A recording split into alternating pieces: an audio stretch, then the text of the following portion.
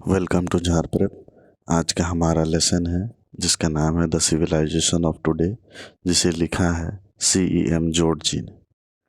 आज के modern civilisation पे फोकस डालता हुआ ये एक ऐसे है। चलिए इससे रिलेटेड हम एग्जाम ओरिएंटेड क्वेश्चंस करते हैं। What is the primary role of the law in resolving disputes? Is it a promoting physical strength, ensuring fairness and justice, encouraging might over right, or promoting violence? The answer will be ensuring fairness and justice. Primary role क्या है law का? Dispute को resolve करने में, यानी कि किसी दो कंट्री के बीच में कोई डिसएग्रीमेंट हो रहा है उसे सेटल करने में, तो फेयरनेस होना चाहिए और जस्टिस होना चाहिए। Next question, how do order and safety contribute to civilisation? They hinder innovation and progress, they are irrelevant to the concept of civilization, they enable the activities that make up civilization, they impose restrictions on artistic expression. The answer will be they enable the activities that make up civilization. Order और safety के क्या contribution है civilisation में? तो वो civilisation का enable करते हैं, जो एक्टिविटीज़ वहाँ सिविलाइजेशन में होती है उसे मेकअप करने में वो इनेबल करते हैं। Next question, when did order and safety become prevalent in Europe? Throughout European history, only in the last 200 years, during the Roman Empire, after multiple revolutions and wars? The answer will be only in the last 200 years. Order और safety जो है prevalent बना, यानी कि wide spread हुआ, पूरे दुनिया में फैला सेफ्टी और ऑर्डर, और यूरोप में फैला कब? पिछले 200 साल के अंदर ही हमें ऐसा देखने को मिल रहा। चलिए, what is the significant achievement of modern civilisation? Complete freedom from fear of violence, the absence of illness and pain, the wide spread use of anaesthetics, reduced fear of violence, and improved healthcare. The answer will be reduced fear of violence and improved healthcare. Significant achievement यानी कि जो important achievement है modern civilisation का, वो क्या है कि violence में हमें कमी देखने को मिल रही है पुराने सिविलाइजेशन के मुकाबले, और हेल्थ केयर में भी बहुत इम्प्रूवमेंट हुआ है। Next question, why is good health essential for achieving anything in life? It is irrelevant to one's achievements. Illness often enhances a person's creativity. Healthy individuals have a better quality of life. Great achievements are impossible without good health. The answer will be great achievements are impossible without good health. Good health का क्या importance है किसी भी चीज़ को achieve करने में हमारे life में, कि सबसे इम्पॉर्टेंट चीज़ है हेल्दी रहना, और ये इम्पॉसिबल है बिना गुड हेल्थ के कि आप कुछ ग्रेट अचीव कर पाए। Next question, what distinguishes modern civilization from previous ones in terms of its spread? Previous civilizations were more widespread. Modern civilization is concentrated in Europe. Modern civilization is a global phenomenon. There is no significant difference in their spread. The answer will be modern civilization is a global phenomenon. क्या चीज़ distinguish करता है modern civilisation को उसके पहले के civilisation से in terms of spread यानी फैलाव के तौर पे? तो मॉडर्न सिविलाइजेशन एक ग्लोबल फिनोमिना बन चुका है। पहले का सिविलाइजेशन एक एरिया में सीमित थे, पर अभी का सिविलाइजेशन पूरा वर्ल्ड वाइड एक दूसरे से सब इंटरकनेक्टेड हो चुके हैं। चलिए, why did previous civilisations often come to an end? Due to internal conflicts and wars, they became too isolated from other cultures, strong uncivilized groups invaded and destroyed them, they voluntarily decided to discontinue. The answer will be strong uncivilized groups invaded and destroyed them. पहले का जो civilisation है उसके खत्म होने का क्या कारण था कि जो स्ट्रॉन्ग और अनसिविलाइज्ड ग्रुप होते थे उस समय के, वो कमज़ोर सिविलाइजेशन, जो कमज़ोर ग्रुप होते थे उनके ऊपर अटैक करते थे, उन्हें डिस्ट्रॉय कर देते थे, ख़त्म कर देते थे और वहाँ पे अपना सिविलाइजेशन चालू कर देते थे। फिर उससे जो मजबूत आता था वो उन्हें ख़त्म कर देता था। तो यही रीज़न होता था कि पहले सिविलाइजेशन अभी के मुकाबले मॉडर्न सिविलाइजेशन का जैसे कुछ टिक नहीं पाता था। चलिए, what is the main factor contributing to the unity of modern world? Isolation and lack of communication, the spread of modern civilization, the resurgence of ancient civilizations, the destruction of other cultures. The answer will be the spread of modern civilization. Main factor क्या है जो contribute करता है unity of modern world में? जो हमारा civilisation जो इतना फैल चुका है और सब एक दूसरे से जो इंटरकनेक्टेड है, वही प्राइमरी रीजन है इसका। चलिए, हाउ डज CEM जोड describe the interconnectedness of the modern world? As a collection of isolated boxes, as a fragment and disconnected places, as a single unified entity, as a collection of competing civilizations? The answer will be as a single unified entity. CEM जोड जी का कहना है कि interconnectedness modern world का एक single और unified entity की वजह से है, क्योंकि हम सारे जितने भी वर्ल्ड में लोग हैं सब एक दूसरे से यूनाइटेड है, इंटरकनेक्टेड है कहने का मतलब। चलिए, what is CEM Joad's view on the external threat to modern civilization? It is unlikely to occur due to the global reach of civilization. The threat is imminent from unknown people. The danger comes from uncivilized peoples. There is no mention of an external threat. The answer will be it is unlikely to occur due to the global reach of civilization. CM जोड जी का view में external threat modern civilisation को क्या हो सकता है? तो वो का कहना है कि अनलाइकली है, मतलब ये पॉसिबल, इसके चांसेस बहुत कम है कि ऐसा हो सकता है, क्योंकि हमारा ग्लोबल रीच बहुत बढ़ चुका है। तो हमसे कोई स्ट्रॉन्ग सिविलाइजेशन आके हमारे ऊपर अटैक नहीं करने वाला। चलिए, where does the primary danger to modern civilisation come from? External forces and invasions, unpredictable natural disasters, from within the civilization itself, the lack of unity among civilizations. The answer will be from within the civilization itself. Primary danger modern civilisation को कहाँ से है? हमें खुद से ही खतरा है। कोई हमसे कोई स्ट्रांग सिविलाइजेशन आके हम पे अटैक नहीं करेगा, पर हम खुद अपने आप को डिस्ट्रॉय कर लेंगे। चलिए, what is the significance of the constant coming and going between boxes in the text? It leads to the isolation of civilizations. It is a sign of increased external threats. It promotes unity and interconnectedness. It signifies a lack of communication. तो significance constant coming and going between boxes जो book में ऐसा लिखा गया है, उसका significance क्या है कि it promotes unity and interconnectedness. ये यूनिटी और इंटरकनेक्टेडनेस को प्रमोट करता है, इसका यही सिग्निफिकेंस है इस लाइन का।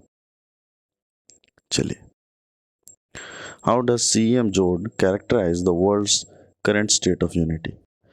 as divided into numerous separate entities, as a closed system with no communication, as a collection of isolated boxes, as one enormous interconnected entity?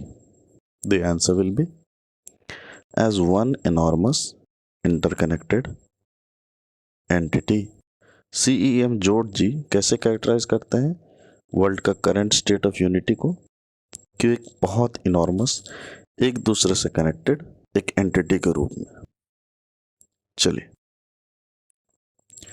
what does CEM जोड identify as the main danger to modern civilization? External invasions, lack of progress, internal threats, or lack of communication? The answer will be internal threats. CM George ji कैसे identify करते हैं कि main danger क्या है modern civilisation को? उनका कहना है कि हमें इंटरनल थ्रेट्स है, मतलब हम ही सिविलाइजेशन के लोग ही अपने ऊपर, हम ही लोग खतरा है अपने ऊपर। चलिए, what has been the historical trend in the development of civilizations? Constant expansion and growth, stagnation and isolation, regular communication between boxes, ongoing warfare between civilizations. The answer will be constant expansion and growth. Historical trend development on civilization में क्या हुआ है कि constantly हम एक तो expand भी कर रहे हैं और हम ग्रो भी हो रहे हैं। चलिए, what does CM Jod compare our present civilization to? An oasis in a desert of savagery, a box of imported goods, a law code for nations, lack of order and safety. The answer is an oasis in a desert of savagery. CM George ji किससे compare करते हैं हमारे present civilisation को? एक oasis से। Oasis का मतलब होता है रेगिस्तान के बीच में जो थोड़ा मोड़ा कभी कभार हरा भरा जो इलाका होता है छोटा सा, उसे हम ओएसिस कहते हैं। इन द डेजर्ट ऑफ सैवेजरी के बीच में एक ओएसिस के रूप में प्रेजेंट सिविलाइजेशन को कह रहे हैं। ठीक है, कियोस है यहाँ पे, पूरा सैवेज है, फिर भी यहाँ पे एक उम्मीद का किरण। चलिए, what resources are mentioned as necessary for machines to function properly? Coal, petrol and oil, water, sunlight and wind, electricity, steel, plastic, wood, paper, ink. The answer will be coal, petrol and oil. Mention किया गया है जैसे कि book में, machine को function करने के लिए क्या चीज़ का ज़रूरत है? कोयला का, पेट्रोल का और ऑयल का, टेक्स्ट के हिसाब से, बुक के हिसाब से। ठीक है, चलिए, what does CEM Jod suggest is the potential outcome of human fail to focus on making their civilization better? Improved social equality, technological domination, a lasting and great civilization, a civilization that falls short of its potential. The answer will be a civilization that falls short of its potential. CM George ji suggest करते हैं कि potential outcome जो human का fail और उनका focus कि वो civilisation को बेटर नहीं कर पा रहे हैं, क्या हो सकता है कि जो सिविलाइजेशन है हमारा फॉल शॉर्ट्स ऑफ इस पोटेंशियल, जो हमारा पोटेंशियल है करने का, जो हम कर सकते हैं, जो हमारी क्षमता है, उससे उस लेवल तक हम कर नहीं पा रहे हैं। ये मेन रीज़न। चलिए, what aspect of democracy does CM Jod emphasize as providing equality to citizens? Is it a freedom of speech, equality before the law, access to education, voting rights? The answer will be equality before the law. कौन सा aspect है democracy का जिसके बारे में CM George जी बात emphasise करते हैं या बात करते हैं, जो प्रोवाइड करता है हमें इक्वालिटी? तो इक्वालिटी बिफोर द लॉ। चलिए, what issue related to resource distribution does CM Jod highlight in democratic countries? Unequal access to technology, disparities in access to food and clothing, lack of political participation, or inequitable taxation? The answer will be disparities in access to food and clothing. कौन सा issue है जो resource distribution से related है CM George ji के हिसाब से democratic countries में? कि डिस्पैरिटी है वहाँ access to food and clothing में। कहने का मतलब है कि एक्सेस टू फूड सबके लिए उतना आसान नहीं है, एक्सेस टू फूड और क्लोथिंग सबके लिए बराबर के रीच में नहीं, किसी के लिए बहुत आसान है फूड को और क्लोथिंग को, और किसी के लिए बहुत मुश्किल है। ठीक है, मतलब असमानता है। चलिए, अकॉर्डिंग टू सीएम जोड, why does the current state of civilization fall short of perfection? Lack of technological advancement, insufficient access to education, unequal distribution of necessary goods, or limited political freedom? The answer will be unequal distribution of necessary goods. CM George ji के हिसाब से current state of civilisation किस चीज़ में fall short करता है कि वो perfect नहीं है, मतलब किस चीज़ में लैक करता है कि परफेक्शन तक नहीं पहुंच पाया? तो unequal distribution of necessary goods, जो रोज़मर्रा की ज़िंदगी में जो इम्पोर्टेंट चीज़ है, फूडिंग, क्लोथिंग, शेल्टर, इस टाइप की चीज़, तो इक्वली डिस्ट्रीब्यूटेड नहीं है हमारे सिविलाइजेशन में, यानी गरीबों तक बहुत दिक्कत से पहुंचता है और कुछ लोगों के पास बहुत आयत में। चलिए, What danger does CM Jod identify as arising from the existence of national frontiers in a globalized world?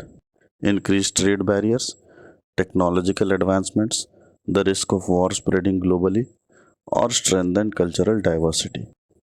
The answer will be the risk of war spreading globally.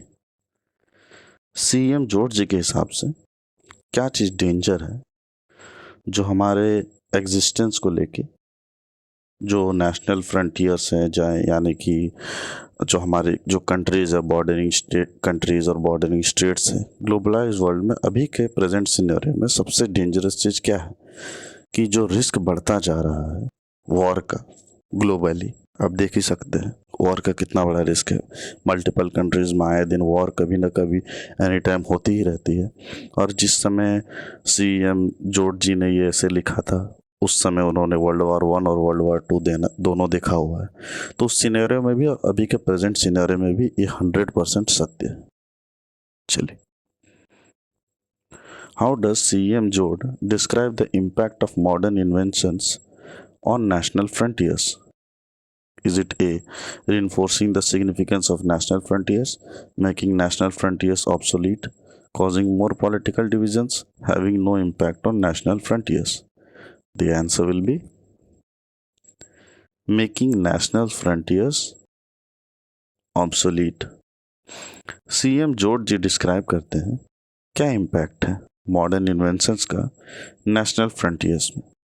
तो जो वो नेशनल फ्रंटियर्स है, बॉर्डरिंग कंट्रीज, स्टेट्स, फ्रंटियर्स मतलब जो दो countries border होता है उसका एग्जैक्ट मीनिंग वो है, लेकिन इसका सेंस ये है कि जो हम इंटरकनेक्टेड जितने भी कंट्रीज और स्टेट्स हैं उसे कैसे उसे ऑब्सोलीट बना रहा है। ऑब्सोलीट बना रहा है मतलब वो रिप्लेस कर रहा है चीज़ों को, ठीक है, पुराने चीज़ों को रिप्लेस करके नया चीज़ से ला रहा है। मॉडर्न इन्वेंशंस, ये उसका इम्पैक्ट है। चलिए, according to CM Jod, what has happened to the significance of national frontiers due to technological progress? They have become more relevant and vital. They have been ignored and neglected. They have been removed entirely. They have become historical relics. The answer will be they have become historical relics. CM Jod जी का कहना है कि क्या हो गया है significance को national frontiers का टेक्नोलॉजिकल प्रोग्रेस की वजह से। तो they have become historical relics. Relics यानी किसी भी हिस्टोरिकल ऑब्जेक्ट को हम रेलिक्स कहते हैं, तो वो एक हिस्टोरिकल ऑब्जेक्ट बन के रह गए हैं, टेक्नोलॉजिकल प्रोग्रेस। चलिए, how many major global conflicts have occurred in the author's life time as mentioned in the text? 1, 2, 3 और 4। Major global conflicts in the author's life time, CM George ji के ज़िंदगी में उन्होंने कितने, जो बुक में जैसा दिया हुआ है उनके उस हिसाब से उन्होंने कितने वॉर देखे हैं? तो उन्होंने 2 वॉर देखे हैं। कौन कौन से? World War I और World War II। चलिए, next question, what does CM George see in the potential consequence of any war starting in the present day? Limited impact confined to a specific region, a return to simpler forms of warfare, a high likelihood of global spread, or a quick and peaceful resolution? The answer will be a high likelihood of global spread. CM George ji का कहना है कि potential consequence किसी भी war का जो present day में क्या हो सकता है। A high likelihood of global spread, जो ग्लोबल स्प्रेड हो रहा है प्रेजेंट डे में, वो एक पोटेंशियल कॉन्सिक्वेंस हो सकता है उसका वजह से किसी भी वॉर का। चलिए, अकॉर्डिंग टू सीएम जोड, how does the misuse of scientific knowledge affect the civilization? It accelerates technological advancement. It leads to greater cooperation between nations. It prevents the proper utilization of scientific progress. It encourages the equitable sharing of resources. The answer will be it prevents the proper utilization of scientific progress. CM George ji का कहना है कि कैसे misuse हो सकता है scientific knowledge का और वो कैसे इफेक्ट कर सकता है हमारे सिविलाइजेशन को, कि वो रोक सकता है proper utilization of scientific progress को। चलिए, what issue does CM Joad point out regarding human dependence on machines? Machines have made human life more convenient. Humans have become masters over machines. Machines require little maintenance. Machines are becoming dominant over humans. The answer will be machines are becoming dominant over humans. CM George ji का कहना है कि human dependence का machine में, हमारा जो dependence है वो क्या हो गया कि मशीन डोमिनेट कर चुके हैं ह्यूमंस को। ह्यूमन से बेटर काम कर सकते हैं मशीन हर मामले में, जैसा कि देखा जा सकता है प्रेजेंट सिनेरियो में भी कैसे एआई ने टेक ओवर कर लिया है, उसी प्रकार। चलिए, what are machines described as in the text? Human companions, tools for leisure, devices for communication, man's servants. The answer will be man's servants. What are machines described in the text or book? तो machine क्या है? Men's का servant, book के हिसाब से हम लोगों के नौकर मशीन्स। चलिए, हाउ डज सीएम जोड characterize the relationship between humans and machines? A harmonious partnership, an independent coexistence, a mutual beneficial arrangement, an increasingly dependent relationship. The answer will be an increasingly dependent relationship. कैसे characterise करते हैं CM George जी relationship humans और machines के बीच में? कि वो increasingly dependent relationship है, एक दूसरे पे दोनों डिपेंडेंट है। मशीन्स को ह्यूमंस की जरूरत है, ह्यूमंस को मशीन्स की जरूरत है। चलिए, what do machines require to function properly according to CM George? Regular maintenance and care, constant replacement and upgrading, frequent periods of rest, no external input or support. The answer will be regular maintenance and care.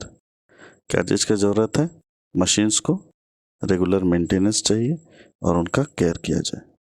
चलिए, what is the potential consequence of failing to attend to the needs of machines as mentioned in the text? Improved machine performance, enhanced human productivity, machines refusing to work or causing damage, a more leisurely lifestyle. The answer will be machines refusing to work or causing damage. Potential consequence क्या हो सकता है जो machine का जो needs है उसको fulfil करने में बुक के हिसाब से, कि मशीन रिफ्यूजिंग टू वर्क और कॉजिंग डैमेज, मशीन ख़राब हो जाए या काम करना बंद कर दे या काम करने में कोई दिक्कत होने लगा मशीन में, तो वो एक कॉन्सिक्वेंस हो सकता है जो मशीन्स को लेके जो दिक्कत हमें महसूस हो सकती है टेक्स्ट के हिसाब से। What is CM George concern regarding human dependence on machines? Humans may become more self sufficient, machines may become obsolete, humans may lose control to machines, machines may replace the need for humans. The answer will be humans may lose control to machines.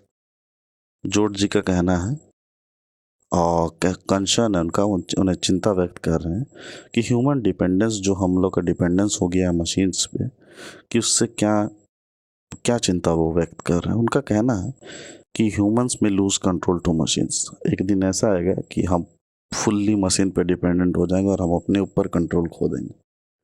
चलिए, what according to CM Joad does being civilized entail? Pursuing technological advancements, creating beautiful things, limiting freedom of thoughts, increasing economic inequality. The answer will be creating beautiful things. CM George ji के हिसाब से civilised होने का यानी कि entail होना यानी कि इन्वॉल्व होना तो क्या है? क्रिएटिंग ब्यूटीफुल थिंग्स, कुछ बहुत सुंदर चीज़ों को बनाना, क्रिएट करना। चलिए, how does CM Jod suggest humans can make their civilization the greatest and most lasting? By concentrating on technological progress, by expanding their knowledge of the universe, by focusing on economic competition, by disregarding poverty prevention. The answer will be by expanding their knowledge of the universe. CM George ji क्या suggest करते हैं humans को कि कैसे वो civilisation को greatest और most lasting बना सकते हैं कि अपने नॉलेज बेस को एक्सपेंड कीजिए यूनिवर्स के रिगार्डिंग। ठीक है, चलिए, what does CM Joad believe in is necessary for civilization to achieve greatness? Isolation from the world, a focus on material wealth, equal justice among individuals और technological dependence? The answer will be equal justice among individuals. George ji का कहना है कि क्या चीज़ necessary है civilization को greatness achieve करने में? कि लोगों को इक्वली ट्रीट किया जाए, भेदभाव ना हो। चलिए, according to CM Joad, what should humans give their time and energy to in order to improve civilization? Maintaining the status quo, fostering economic competition, advancing technology, pursuing knowledge and poverty prevention. The answer will be pursuing knowledge and poverty prevention. George ji का कहना है कि हम लोग जो हैं वो time and energy कैसे इम्प्रूव करने में, सिविलाइजेशन को इम्प्रूव करने में कैसे दे सकते हैं कि हम नॉलेज गेन करें और जो पॉवर्टी है, जो गरीबी है, उसको कम करने की कोशिश करें। इन दो चीज़ों पे अगर हम काम करेंगे तो हम अपने सिविलाइजेशन को बहुत हद तक इम्प्रूव कर पाएंगे। चलिए, यही था आज का।